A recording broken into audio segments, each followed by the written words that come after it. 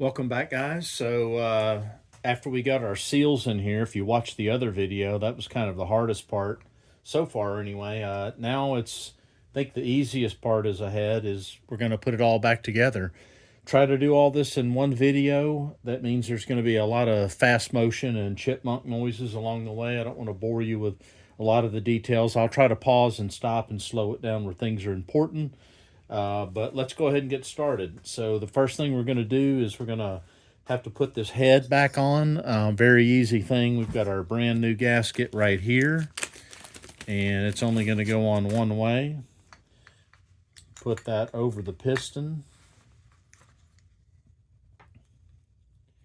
And if you can't find a gasket, if you can't source one, I was lucky enough to have sourced this one. As you can tell, it fits perfect.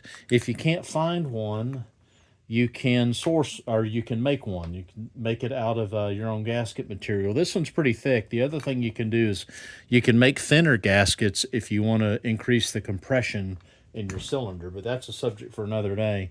So now what we're going to have to do is we're going to put this head on, and it's basically a simple matter of sliding it over the piston. But you've got these rings here, which makes it a little difficult to do because the rings are bulging out, and as you can see, there's ring gaps here. So what you do is you use this handy dandy ring compressor. I've got a bunch of different ones of these for different size pistons, but you put the ring compressor over those rings, you squeeze those down, and then you push the cylinder on through the plastic compressor and they slide right in. The cylinder has a little bit of a beveled edge on it, so they go right in.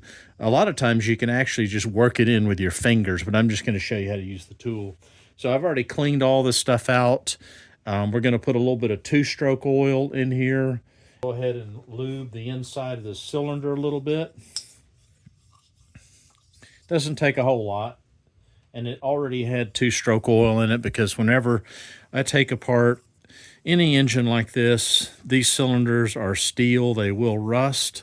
So after I clean them out, I always wipe them down with oil anyway. And then I'm also going to do the same thing with the piston. Made a mess there, didn't I?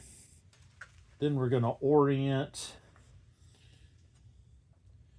our piston ring gaps on both sides. Put the bottom one over there. Now, it doesn't have to be perfect, but you just want them to be opposite. The reason you don't stack them on top of each other is because you have more of a chance of a leak, technically, if you do it that way. All right, so then what we're going to do is we're going to slide this over it. We're going to squeeze these together, and you want to give a little bit of an edge up top where you can get your cylinder on. And then you just put your cylinder on and you push your piston up into the cylinder while keeping pressure on the rings.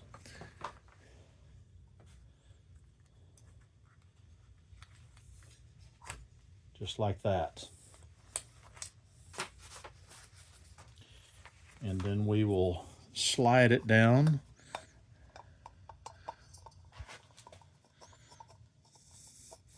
onto the bolts like that. And we will put our nuts on top of the bolts.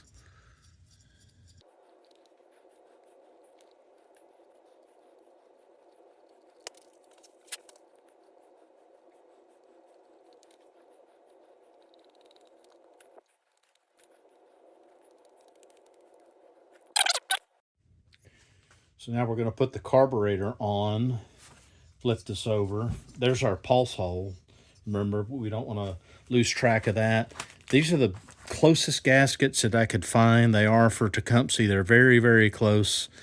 Probably fine. Not exactly the match. Always save your old gaskets. I compared those with this one. It's close enough. The only difference is this little hole here don't need. This one we do need, but it lines right up. These are thinner than what I was hoping, but I got 4 of them, and I took 2 of them and I sandwiched them together with RTV black. Very thin coat, so I feel pretty good about that. A little bit of a thicker gasket. Paying real close attention to this pulse hole here. That is going to need to go on like this so that we can make sure that hole matches up with our carburetor.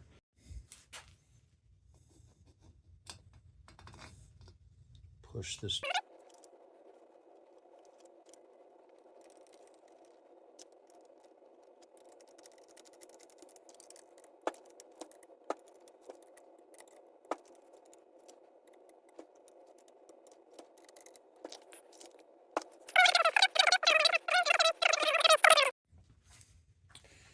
Put this exhaust block off here. This is just a plate that goes on it. I suppose it was for another application, maybe a go-kart or something like that. A lot of different uses for this engine, but this one was blocked off. And by the way, I ordered this gasket, thought it was the right one. It's not the right one. It's just a little bit too small. These are the right ones.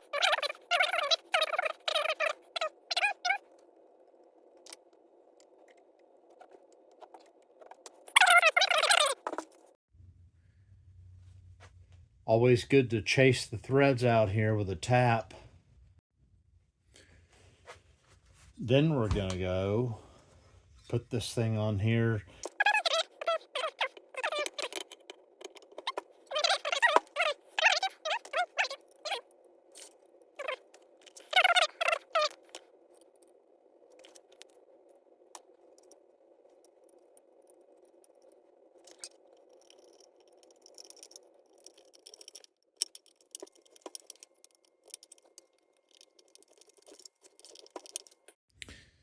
Same on this side. Clean up the bolts like this.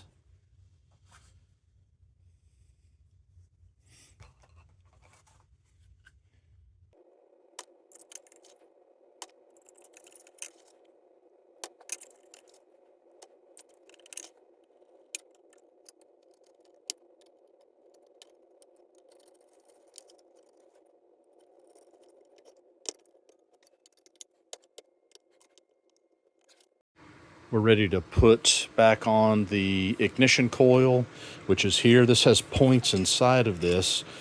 We're going to take this apart at least enough to, disconnect the point system on it, because we're going to use an electronic chip. This is from Oregon, and I've used this on other saws like this one, and it works fantastic. It's even got a little advance mechanism where it can advance the spark at higher RPM. So they work really, really well.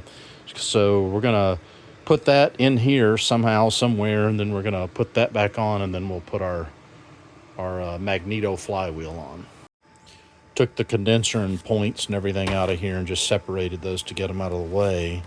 Doesn't look like there's going to be any way I can actually mount this that I can see just yet. Can't fit it in here. It's just too big and bulky. So I have to figure out if I can actually mount it on this thing or if I have to mount it somewhere else. Found a place to put the chip. Let's see if you can see it. It's right up in here. If you look, there you go. And the leg that's closest to the bottom there is loop grounded back to its own mounting screw, which comes out right here. Everything's all mounted up and out of the way. One thing to really note is you want to make sure nothing here is connecting to ground. And so I can see it's 1.1. So it's definitely not grounded. And if I turn it off, it basically shorts it out, and now it's 0.4 and 0.3. So that just tells me that none of these connections are touching ground. Nothing's grounded. It's all hooked up like it's supposed to be. So if that chip does its job, what it's supposed to do, we should be good to go. So we're done with that part. Put this on just like we found it there. Screen goes on. This goes on.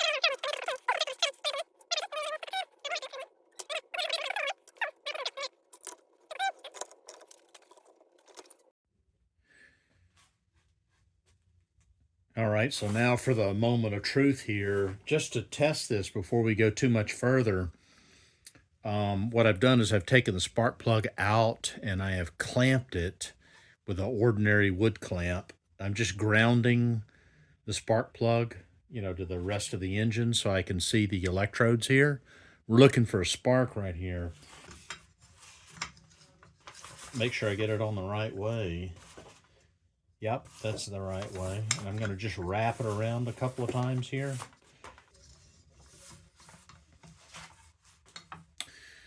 All right, here we go. Keeping an eye on this right here, looking for blue spark. I see spark.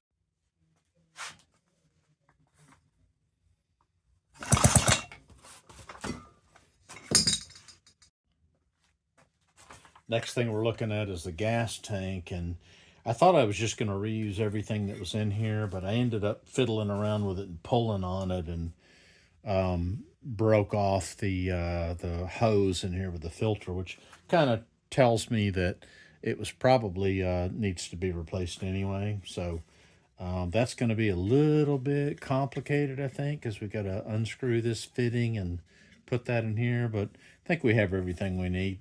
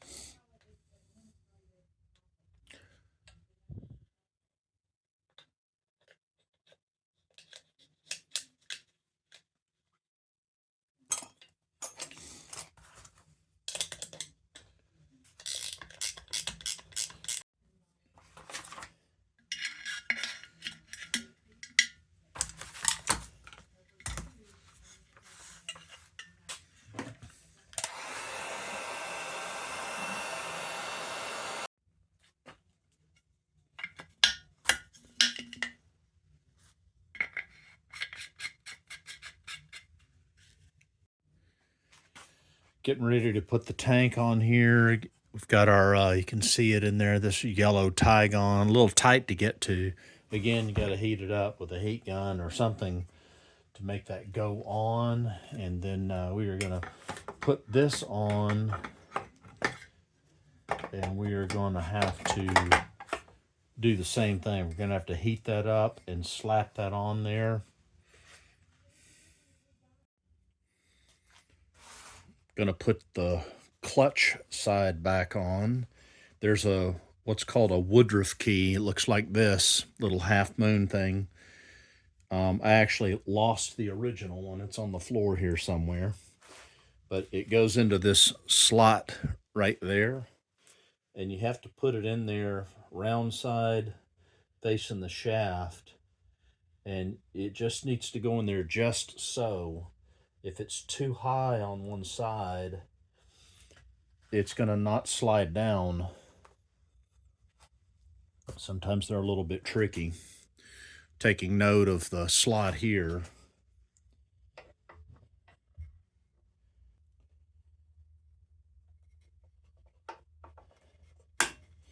There we go.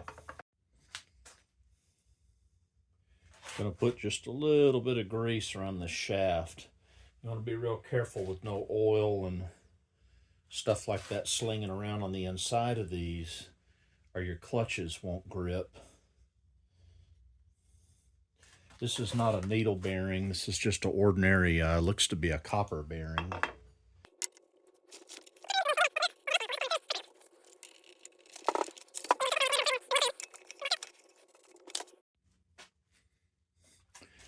Put our throttle linkage on and our filter. Still need to adjust those screws on the carburetor, but we're going to do that later. So now we're going to put this starter back on.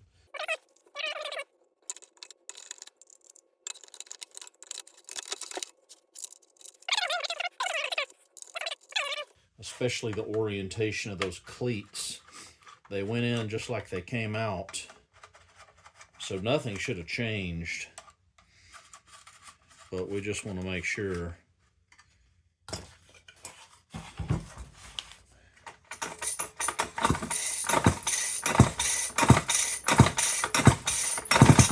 That feels okay.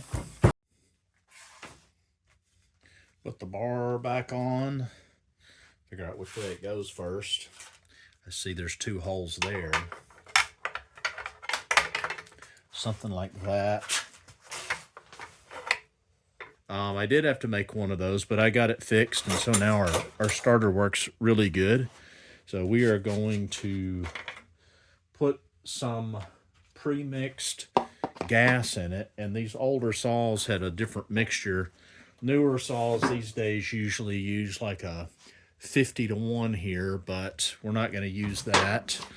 I'm going to use this, was 50-to-1, but I've overmixed some oil in it. It's more like 30-to-1. We're going to start with that anyway.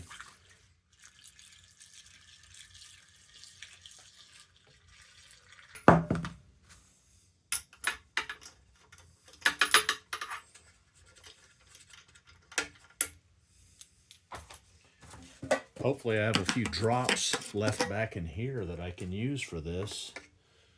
We will see.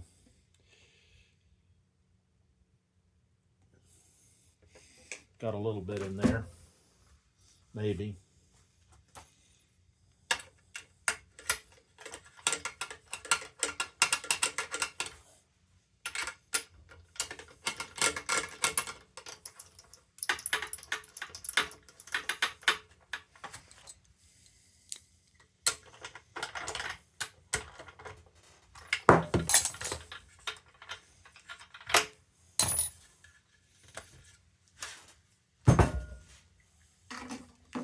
All right, choke is on. Oh, our fuel mixtures here, down here. Remember, I had those turned all the way in. So now I'm going to turn both of them 1 turn out as a starting point. And I'm going to open up this idle just a touch. I'm looking right here to see if it's opening. That should be it. Make sure this is on.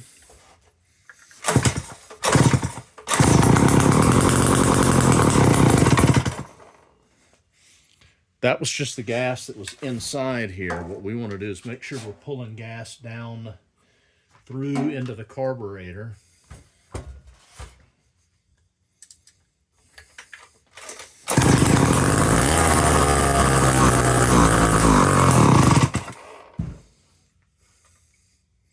It's trying to run. Oh, you know what? I had the choke on, or maybe the choke went off too soon. Let's try that again. On.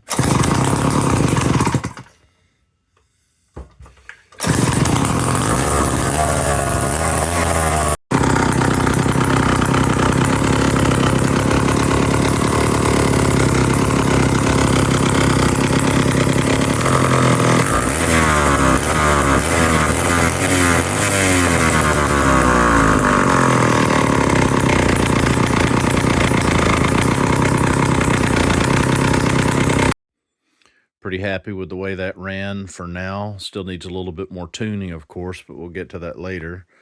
We're going to go ahead and check our oil pump system plunger here. We're looking for oil to come out of this hole right here. Oop, it definitely works there. No problem with the oiler. And now we're just going to put the rest of this together. I did take the chain, washed it in diesel fuel, blew it out, and soaked it in some oil, and got all that lubed up and ready to go. Cleaned out the bar, went through the whole inner track on the bar and cleaned it all out. And also, very importantly, is these holes right here. This is where the oil hole matches up with these, and that's how oil gets into the chain. And so all that needs to be clear and free of any blockages. So did all that. And yeah, the rest is just, we're gonna put the bar on and put the chain on, and we might even sharpen the chain. Okay, well, it's all back together, running, and sharpen the chain, and we're gonna put it in some wood and see what it'll do. But I'll make a separate video on that if I do that. Otherwise, thanks for watching, everybody. Fun project. Hope this helped you, and good luck on your saw.